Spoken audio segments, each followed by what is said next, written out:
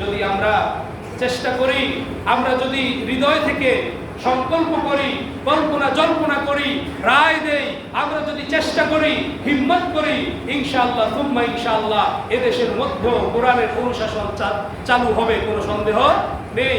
এই দেশের মধ্যেও খেলাফত কায়েম হতে পারে, কোনো সন্দেহ নাই। শুধু প্রত্যেকটা ব্যক্তি কোমরে গামছা বেঁধে যদি নামে, চেষ্টা করে, হিম্মত করে, যদি আশা করে এবং সে অনুযায়ী কাজ করে, ইনশাআল্লাহ তুম্মা ইনশাআল্লাহ এই জমিনের মধ্যে খেলাফত কায়েম হবে, জমিনের মধ্যে কোরআনের শাসন কায়েম হবে।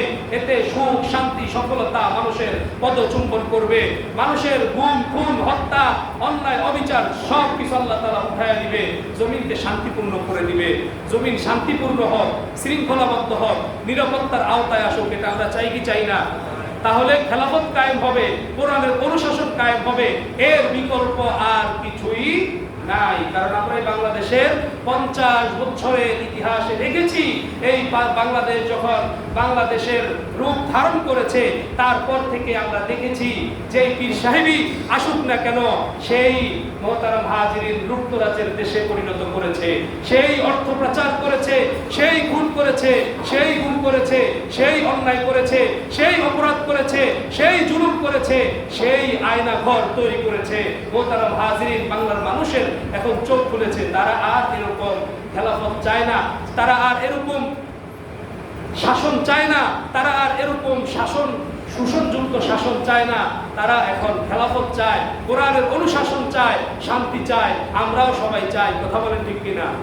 মোহতারাম হাজিরিন, যদি আমরা চেয়ে থাকি তাহলে সর্বপ্রথম আমাদেরকে পদক্ষেপ নিতে হবে।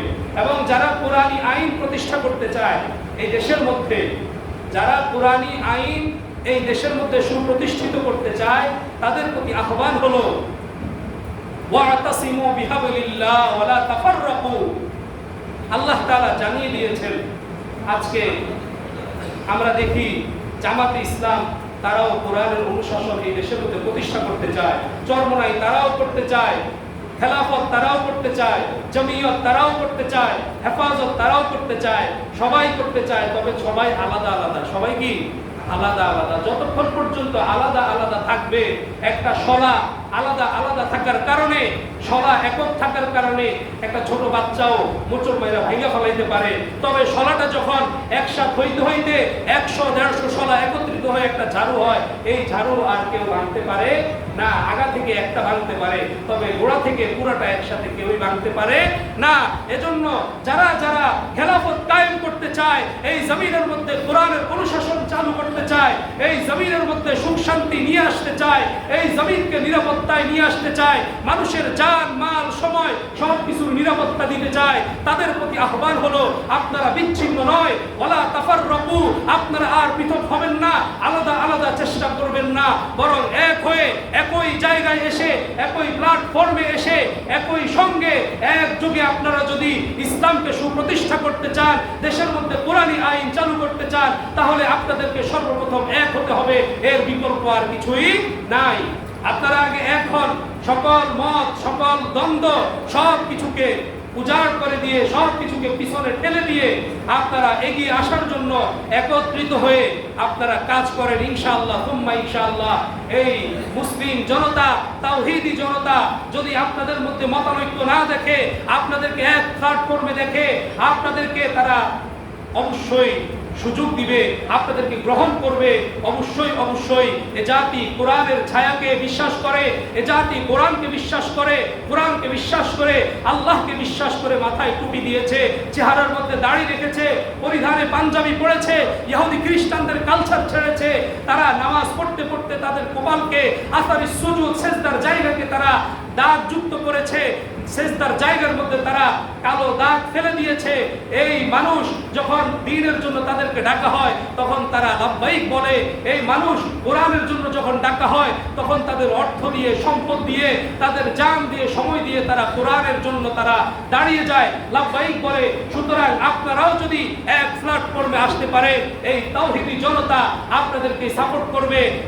ভবিষ্যৎ প্রজন্মে ভবিষ্যতে একটা সময় তারা চাইবে, একটা সময় তারা আপনাদেরকে সাপোর্ট করবে যে আপনারাই এই দেশের ক্ষমতা দখল করে, এই দেশের মধ্যে কোরআনের অনুশাসন চালু করে, আপনারা দেশের মধ্যে খেলাফত কায়েম করুন, যাতে করে মদিনাতুল মুনাওয়ারার দেশের মধ্যেও আল্লাহ তাআলা সুখ, শান্তি, সফলতা, কামিয়াবি আল্লাহ তাআলা প্রত্যেকটা মানুষকে দান করে।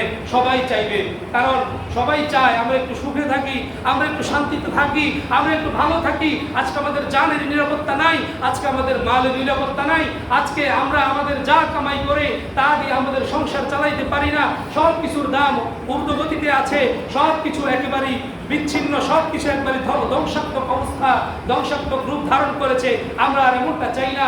আমরা সুখ চাই, শান্তি চাই, সফলতা চাই, কামিয়াবি চাই। যেহেতু আমরা এটাই চাই, আর এটা হবে একমাত্র কোরআন দিয়ে সমাধান চাই যদি জীবনে মরণে প্রত্যেকটা ক্ষেত্রে প্রত্যেকটা সেক্টরে, তাহলে কোরআনের অনুশাসনের বিকল্প আর কিছুই থাকতে পারে না। এজন্য মোহতারাম হাজিরিন, মানুষ এটা বুঝে। যেহেতু আমরা বুঝি, তাহলে ইনশাআল্লাহ সুম্মা ইনশাআল্লাহ যদি কখনো ইসলামিক দল আপনাদের কাছে আসে, আপনারা তাদেরকে আপনাদের প্রতিনিধি বানাবেন ইনশাআল্লাহ সুম্মা ইনশাআল্লাহ। এতে আমার আপনার দেশের জনগণের প্রত্যেকের লাভ হবে।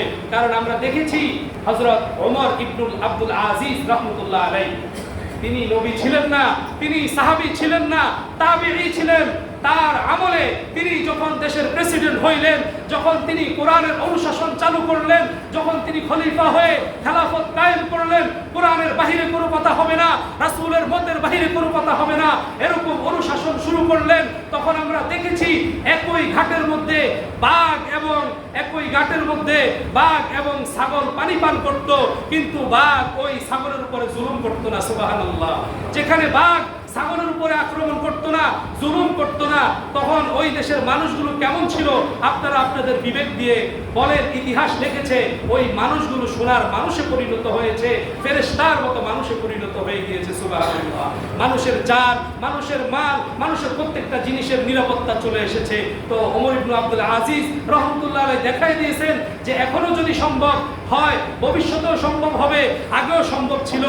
একমাত্র কোরআনের আইন যদি চালু হয়, তাহলে ইনশাআল্লাহ সুম্মা ইনশাআল্লাহ আল্লাহ তাআলা এই দেশের মধ্যে আল্লাহ তাআলা সুখ, শান্তি, সফলতা, কামিয়াবির ব্যবস্থা করে দিবে।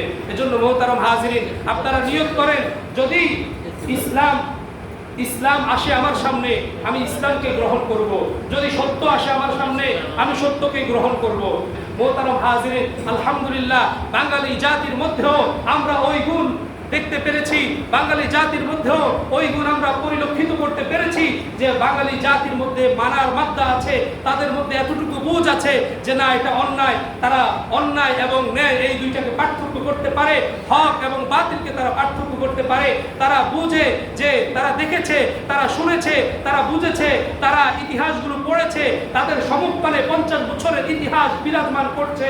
তারা এখন প্রত্যেকেই বলতে বাধ্য, আমি দেখেছি কাঁচা বাজারে, মাছ বাজারে, মুদি দোকানে, বাসের স্টেশনে, বাসের মধ্যে, রেলগাড়ির মধ্যে, প্রত্যেকটা জায়গায় জায়গায় মানুষ এই আলোচনাই করছে যে যেই এই পর্যন্ত ক্ষমতায় এসেছে, যেই রাষ্ট্র পরিচালনা করেছে, সে শোষণের রাষ্ট্র পরিচালনা করেছে, লুষ্টরাজের রাষ্ট্র পরিচালনা করেছে, গুমের রাষ্ট্র পরিচালনা করেছে, খুনের রাষ্ট্র পরিচালনা করেছে, অন্যায় অবিচারের রাষ্ট্র পরিচালনা করেছে, দেশের সম্পদ অন্য দেশে পাচারের রাষ্ট্র পরিচালনা করেছে। প্রত্যেকে এই কথা বলতে বাধ্য।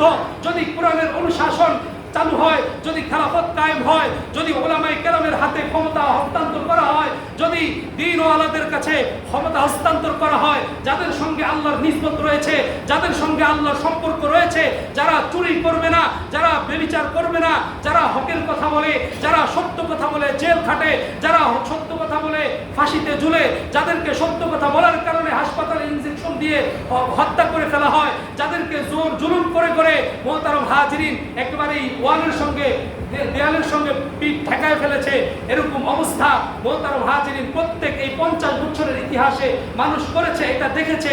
সুতরাং যাদের প্রতি করা হয়েছে তারা ন্যায়ের উপরে আছে, হকের উপরে আছে, সত্যের উপরে আছে। এদের কাছে যদি দেশের ক্ষমতা হস্তান্তর করা হয়, ইনশাআল্লাহ সুম্মা ইনশাআল্লাহ ওরা কোরআনের আইন চালু করবে। চুরি আর হবে না, ডাকাতি আর হবে না, খুন আর হবে না, জুলুম আর হবে না, সব কিছু আল্লাহ তাআলা উঠায় দিবে। এটা আমরা চাই কি চাই না? যদি চাই তাহলে আমাদের কথাগুলো এইভাবে হবে, আমাদের কাজগুলো এইভাবে হবে। যদি চলতে থাকে সুম্মা ইনশাআল্লাহ, ইনশাআল্লাহ সুম্মা ইনশাআল্লাহ, এই দেশে আল্লাহ তাআলা সুখ শান্তির ব্যবস্থা করে দিবেন ইনশাআল্লাহ। দেশের মধ্যে আমি যদি চাই যে সুখ শান্তি আসুক, আমার জানের মালের নিরাপত্তা আসুক, এর জন্য কি লাগবে বলেছিলাম? খেলাফত লাগবে, কোরআনের অনুশাসন লাগবে।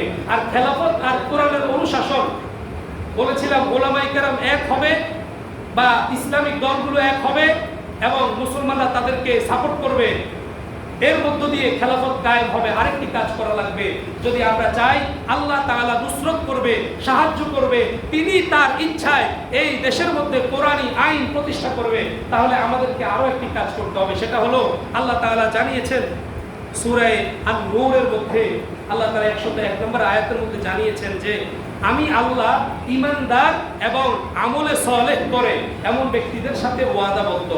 ওয়াদাল্লাহ, আমি আল্লাহ ওয়াদা করেছি আল্লাযীনা আমানু মিনকুম ওয়া আমিলুস সালিহাত, তোমাদের মধ্যে যারা আমিনু ঈমান এনেছে ওয়া আমিলুস সালিহাত, অর্থাৎ ঈমানের মেহনত বেশি বেশি করতে হবে, আমলে সালিহা বেশি বেশি করতে হবে, নামাজ বেশি বেশি করতে হবে, তাহাজ্জুদ করতে হবে, দ্বীনের কাজগুলো বেশি বেশি করে আল্লাহর কাছে দোয়া করতে হবে, কান্নাকাটি করতে হবে যদি করতে পারি। আল্লাহ বলেন এরকম ঈমানদার আমলে সালেহকারীদের জন্য আমার পক্ষ থেকে ওয়াদা, আমি তাদের জন্য তাদের দেশের মধ্যে তাদের জমিনের মধ্যে খেলাফতকে কায়েম করে দেব। সুবহানাল্লাহ, কোরআনের অনুশাসন আমি তাদের জন্য কায়েম করে দেব এবং আমি তাদের মধ্য থেকে যারা জানের অনিরাপত্তায় ভুগছে, মালের অনিরাপত্তায় ভুগছে, যারা তাদের সর্বক্ষেত্রে তারা সবসময় টেনশন ফিল করে, চিন্তিত থাকে, না জানি কি হয়, না জানি কি হয়, না জানি বাড়িতে আগুন ধরায় দেয়, না জানি আমাকে অ্যারেস্ট করা হয়, না জানি আমাকে খুন করা হয়, না জানি আমাকে আয়না ঘরে ঢুকানো হয়, না জানি আমার সম্পদ লুণ্ঠন করা হয়, না জানি আমার কি করা হয়, এরকম একটা হতাশার ভাব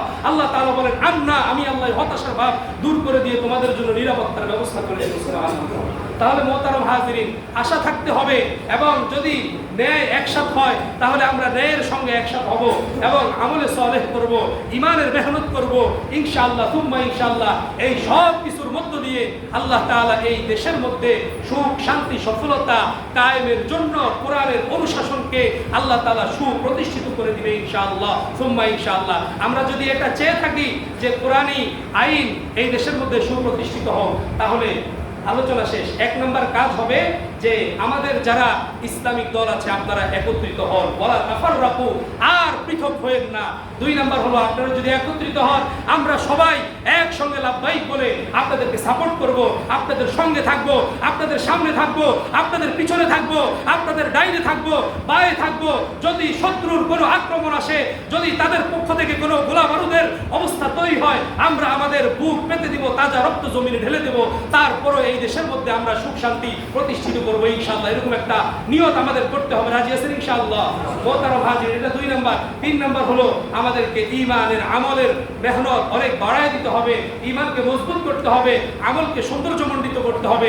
এগুলোর মধ্য দিয়ে ইনশাআল্লাহ সুম্মা ইনশাআল্লাহ আল্লাহ তাআলার পক্ষ থেকেও সাহায্য আসবে। যেইভাবে আল্লাহ তাআলা আফগানিস্তানের মধ্যে সাহায্য করেছেন, এমন অবস্থা তৈরি করে দিয়েছেন আল্লাহ তাআলা, ওই দেশের মধ্যে খেলাফত কায়েম হয়ে গিয়েছে। সুবহানাল্লাহ। 30 বছর এই পৃথিবীর মধ্যে খেলাফত কায়েম ছিল, 30 বছর পরে খেলাফত বিধ্বংস হয়ে গিয়েছে। 30 বছর রাসূলুল্লাহ সাল্লাল্লাহু আলাইহি সাল্লামের পরে 30 বছর পর্যন্ত খেলাফত কায়েম থাকার পর দীর্ঘ শত শত বছর আল্লাহ তাআলা এই পৃথিবীর কোথাও খেলাফত আর রাখেন নাই, খেলাফতকে ধ্বংস করে দিয়েছেন। মানুষের আচার ব্যবহারে, মানুষের বদ আমলের কারণে খেলাফত ধ্বংস হয়ে গিয়েছে। সর্বশেষ এই তো কয়েকদিন আগে আল্লাহ তাআলা এই পৃথিবীর একটা কোনায়, একটা জায়গায় আল্লাহ তাআলা খেলাফতকে আবার কায়েম করে দিয়েছে ইনশাআল্লাহ সুম্মা ইনশাআল্লাহ। তাদের জমিনের মধ্যে যেইভাবে কোরআনের অনুশাসন চালু হওয়ার কারণে তারা সুখ শান্তি উপভোগ করছে, তাদের দেশে শান্তি বিরাজমান করছে, আমরাও যদি তাদের পদাঙ্ক অনুসরণ করে ইসলামিক কাউকে, মুসলমান কাউকে, ইমানদার কাউকে, আল্লাহ ওয়ালা কাউকে, আল্লাহর সঙ্গে নিসবত আছে এমন কাউকে এই দেশের প্রধান হিসেবে পেয়ে যাই ইনশাআল্লাহ সুম্মা ইনশাআল্লাহ, আমাদের এই দেশেও আল্লাহ তাআলা সুখ শান্তির ব্যবস্থা করবে। আল্লাহ তাআলা আমাদের এই দেশকেও মদিনাতুল মুনাওয়ারার মতো করে দিবে। আমাদের এই দেশকে আল্লাহ তাআলা হযরত ওমর ইবনে আব্দুল আজিজ রাহমাতুল্লাহ আলাইহি দেশের মতো করে দিবে। মোহতারাম হাজিরিন, আল্লাহ তাআলার কাছে আপনারা দোয়া করবেন, আমল করবেন, চেষ্টা করবেন এবং এক হওয়ার জন্য কথা বলবেন ইনশাআল্লাহ সুম্মা ইনশাআল্লাহ। আপনাদের মেহনতে এই দেশের মানুষ আবার একটু শান্তি পাবে, আবার একটু সফলতা পাবে, আবার একটু সুখ পাবে, আবার একটু ভালো থাকতে পারবে। আল্লাহ তাআলা আমাদেরকে যে আলোচনাগুলো করেছি এগুলো বুঝার এবং আমল করবার তৌফিক দান করুন, সকলে বলি আমিন। আল্লাহ তাআলা এই কথাগুলোকে যাদের ভালো লাগে, যেমন কথাগুলো ভালো লেগেছে আমি গ্রহণ করব, যাদের কাছে মনে হয়েছে আমার খারাপ লেগেছে মোহতারাম হাজিরিন মসজিদে এই কথাগুলো আমরা দাফন করে ফেলবো। কারণ মোহতারাম হাজিরিন কথাগুলো আমার কাছে আল্লাহর পক্ষ থেকে আমানত ছিল, আমানতের জিনিস আপনার কাছে দিয়েছি, আপনি আমার কাছে পাইবেন। আল্লাহ বলেছে যাও এই কথাটা তোমার কাছে আমি দিয়ে দিলাম, এটা তুমি খায়া ফেলো না, এটা তুমি লুকায়া ফেলো না, এই কথাকে তুমি কবরে দাফন করে ফেলায়ো না, এই কথাকে তুমি মনের মধ্যে দাফন করে রেখো না, বরং এই কথাগুলো তুমি আমার বান্দার কাছে, আমার রাসূলের উম্মতের কাছে পৌঁছায় দাও। আল্লাহর পক্ষ থেকে আমানত ছিল, বলেছি এই আমানতের কথাগুলো বলবো, এর জন্য বাধা ছিল। আল্লাহ তাআলা আলহামদুলিল্লাহ যথেষ্ট পরিমাণ শান্তিপূর্ণ করে দিয়েছে, খোলামেলা করে দিয়েছে। কথা বলতে আল্লাহ তাআলা এখন কণ্ঠের মধ্যে শক্তি দান করেছে, কথা বলা যায় এইভাবে যেন দ্বীনের কথা, হকের কথা, সত্যের কথা জমিনের মধ্যে সুপ্রতিষ্ঠিত হয়। এটা আমরা চাই কি চাই না? তাহলে মোহতারাম হাজিরিন আমরা চাই আর কোন চোর আয়নাঘর তৈরিকারী ব্যক্তি যেন এই জমিনের মধ্যে শাসন করতে না পারে, শাসন নামক শোষণ করতে না পারে।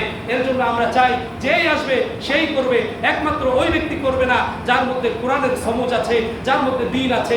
এজন্য আমরা দ্বীনওয়ালা, কোরআনওয়ালা, আল্লাহওয়ালা, আল্লাহর সঙ্গে নিসবতওয়ালা একজনকে চাই। আল্লাহ তাআলা সেই ব্যবস্থা করে দেও। আল্লাহ তাআলা এই দেশের জন্য ওরকম একজন সম্রাটকে তৈরি করে দেও, কবুল করে নেও, আমিন। ওয়া আখিরু দাওয়ানা আলহামদুলিল্লাহি রাব্বিল আলামিন। আমরা যারা চার রাকাত কবুল জুমা পড়ি নাই, চার রাকাত কবুল জুমা পড়ি।